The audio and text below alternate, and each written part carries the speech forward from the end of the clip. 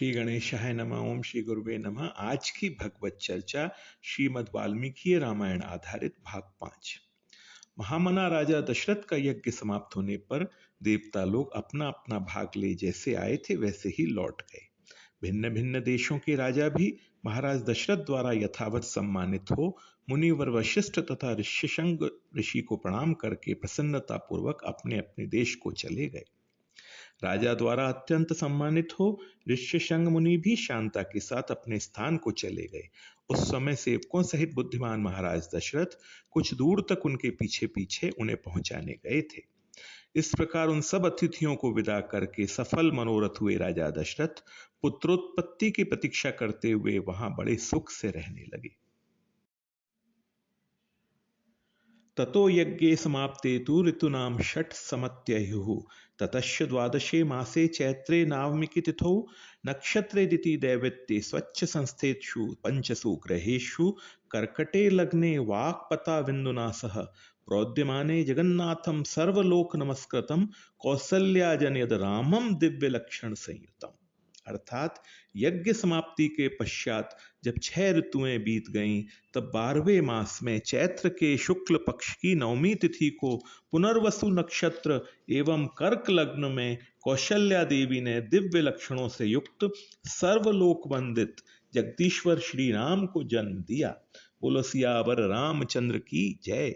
उस समय सूर्य, मंगल, शनि, गुरु और शुक्र ये 5 ग्रह अपने अपने उच्च स्थान में विद्यमान थे तथा लग्न में चंद्रमा के साथ बृहस्पति विराजमान थे। तुलसीदास जी लिखते हैं, जोग लगन ग्रह बार तिथि सकल भय अनुकूल चरु अरु अचर हर्ष जुत राम जन्म सुख मूल। नौमी तिथि मधुमास पुनीता शुक्ल पक्ष अभिजित हरि प्रीता मध्य दिवस अति शीत न घामा पावन काल लोक विश्रामा शीतल मंद सुरभि बहबाऊ हर्षित सुर संतन मन चाऊ बन कुसुमित गिरिगन मनियारा स्त्रवहि सकल सरितामृत धारा सुर समूह विनती करी पहुंचे निज निज धाम जग निवस प्रभु प्रगटे अखिल लोक विश्राम। विष्णोरर्धम महाभागम पुत्रमेक्ष्वाकुनंदनम लोहिताक्षम महाबाहुम रक्तोष्ठम दुंदुभिस्वनम। वे विष्णु स्वरूप भविष्य या खीर के आधे भाग से प्रकट हुए थे। कौशल्या के महाभाग पुत्र श्री राम इक्ष्वाकु कुल का आनंद बढ़ाने वाले थे।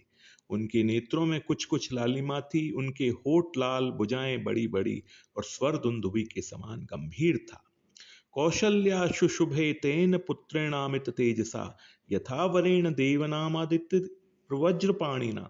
उस अमित तेजस्वी पुत्र से महारानी कौशल्या की बड़ी शोभा हुई, ठीक उसी तरह जैसे सुरश्रेष्ठ वज्रपाणी इंद्र से देव माता अदिति सुशोभित हुई थी। भय प्रकट कृपाला दीन दयाला कौशल्या हितकारी हर्षित महतारी मुनि मनहारी अद्भुत रूप बिचारी लोचन अभिरामा तनु घन श्यामा निज आयुध भुजचारी भूषण बनमाला नयन विशाला शोभा सिंधु करहारी। भरतो नाम कैकेय्याम यज्ञे सत्य पराक्रमः साक्षात् विष्णोर चतुर्भागः सर्वेः समुदितो गुणैः। तदनंतर कैकेयी से सत्य पराक्रमी भरत का जन्म हुआ जो साक्षात भगवान विष्णु के चतुर्थांश से भी न्यून भाग से प्रकट हुए थे। ये समस्त सद्गुणों से संपन्न थे। अथ लक्ष्मणस्य शत्रुघ्नौ सुमित्रा जनयत सुतौ वीरौ सर्वास्त्र कुशलौ विष्णोरर्ध समन्वितौ। अर्थात इसके बाद रानी सुमित्रा ने लक्ष्मण और शत्रुघ्न इन 2 पुत्रों को जन्म दिया। ये दोनों वीर साक्षात भगवान विष्णु के अर्धभाग से संपन्न और सब प्रकार के अस्त्रों की विद्या में कुशल थे। विप्रधेनु सुर संत हित लीन मनुज अवतार निज इच्छा निर्मित तनु माया गुण गोपार। अर्थात ब्राह्मण, गौ, देवता और संतों के लिए भगवान ने मनुष्य का अवतार लिया। वे माया और उसके गुण और इंद्रियों से परे हैं। उनका दिव्य शरीर अपनी इच्छा से ही बना है, किसी कर्म बंधन से परवश होकर त्रिगुणात्मक भौतिक पदार्थों के द्वारा नहीं। इनके जन्म के समय गंधर्वों ने मधुर गीत गाए, अप्सराओं ने नृत्य किया, देवताओं की दुंदुभियां बजने लगी तथा आकाश से फूलों की वर्षा होने लगी। अयोध्या में बड़ा उत्सव हुआ। मनुष्यों की भारी भीड़ एकत्र हुई। सड़कें लोगों से खचाखच भरी थीं। बहुत से कलाकार वहां अपनी कलाएं दिखा रहे थे। वहां सब और गाने बजाने वाले तथा दूसरे लोगों के शब्द गूंज रहे थे। दीन दुखियों के लिए लुटाए गए सब प्रकार के रत्न वहां बिखरे पड़े थे। राजा दशरथ ने सूत, मागध और बंदी जनों को देने योग्य पुरस्कार दिए और ब्राह्मणों को धन एवं सहस्त्रों को धन प्रदान किए। 11 दिन बीतने पर महाराज ने बालकों का नामकरण संस्कार किया।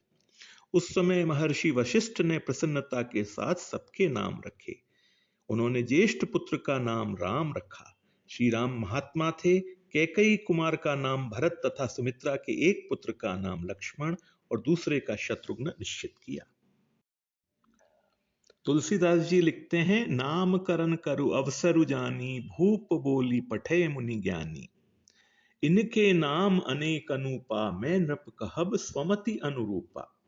मुनि ने कहा, हे राजन, इनके अनेक अनुपम नाम हैं, फिर भी मैं अपनी बुद्धि के अनुसार कहूंगा। जो आनंद सिंधु सुख राशि, सीकर ते त्रैलोक सुपासी, सो सुख धाम राम असनामा, अखिल लोकदायक विश्रामा। ये जो आनंद के समुद्र और सुख की राशि हैं, जिस आनंद सिंधु के एक कण से तीनों लोग सुखी होते हैं, उन आपके सबसे बड़े पुत्र का नाम राम होगा, जो सुख का भवन और संपूर्ण लोगों को शांति देने वाला है। विश्व भरन पोषण कर जोई, ताकर नाम भरत अस होई, जाके सुमिरन ते रिपुनासा, नाम शत्रुहन वेद प्रकाशा। जो संसार का भरण पोषण करते हैं, उन आपके दूसरे पुत्र का नाम भरत होगा, जिनके स्मरण मात्र से शत्रु का नाश होता है। उनका वेदों में प्रसिद्ध शत्रुघ्न नाम है। लक्षण धाम राम प्रिय, सकल जगत आधार, गुरु वशिष्ठ ते ही राखा, लक्ष्मण नाम उदार। जो शुभ लक्षणों के धाम श्री राम जी के प्यारे और सारे जगत के आधार हैं, गुरु वशिष्ठ जी ने उनका नाम लक्ष्मण ऐसा श्रेष्ठ नाम रखा। धरे नाम गुरु हृदय विचारी, वेद तत्व नृप तव सुतचारी, मुनि धन जन सर्वस शिव प्राणा, बाल केली रस तेहि सुख माना। गुरु जी ने हृदय में विचार कर ये नाम रखे और कहा, हे राजन, तुम्हारे चारों पुत्र वेद के तत्व साक्षात परात्पर भगवान हैं, जो मुनियों के धन, भक्तों के सर्वस्व और शिव जी के प्राण हैं। उन्होंने इस समय तुम लोगों के प्रेम वश बाल लीला के रस में सुख माना है। राजा ने ब्राह्मणों, पुरवासियों तथा जनपद वासियों को भी भोजन कराया। ब्राह्मणों को बहुत से उज्जवल रत्न समूह दान किए।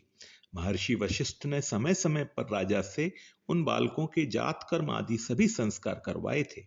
उन सब में श्री रामचंद्र जी ज्येष्ठ होने के साथ ही अपने कुल की कीर्ति ध्वजा को फहराने वाली पताका के समान थे। वे अपने पिता की प्रसन्नता को बढ़ाने वाले थे। सभी भूतों के लिए वे स्वयंभू ब्रह्मा जी के समान विशेष प्रिय थे। राजा के सभी पुत्र वेदों के विद्वान और शूरवीर थे। सब के सब लोक हितकारी कार्यों में संलग्न रहते थे। सभी ज्ञानवान और समस्त सद्गुणों से संपन्न थे।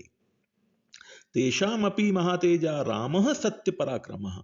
उनमें भी सत्य पराक्रमी श्री रामचंद्र जी सबसे अधिक तेजस्वी और सब लोगों के विशेष प्रिय थे। वे निष्कलंक चंद्रमा के समान शोभा पाते थे। उन्होंने हाथी के कंधे और घोड़े की पीठ पर बैठने तथा रथ हाँकने की कला में भी सम्मान पूर्वक स्थान प्राप्त किया था। वे सदा धनुर्वेद का अभ्यास करते और पिताजी की सेवा में लगे रहते थे। लक्ष्मी की वृद्धि करने वाले लक्ष्मण बाल्यावस्था से ही श्री रामचंद्र जी के प्रति अत्यंत अनुराग रखते थे।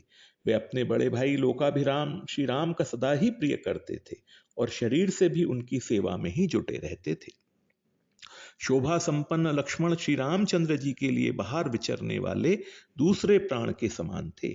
लक्ष्मणो लक्ष्मी संपन्नो बहिः प्राण इवापरः, न च तेन विना निद्राम लभते पुरुषोत्तमः। पुरुषोत्तम श्री राम को उनके बिना नींद भी नहीं आती थी। यदि उनके पास उत्तम भोजन लाया जाता तो श्री रामचंद्र जी उसमें से लक्ष्मण को दिए बिना नहीं खाते थे। आज की भगवत चर्चा यहीं तक। ओम श्री गुरुवे नमः।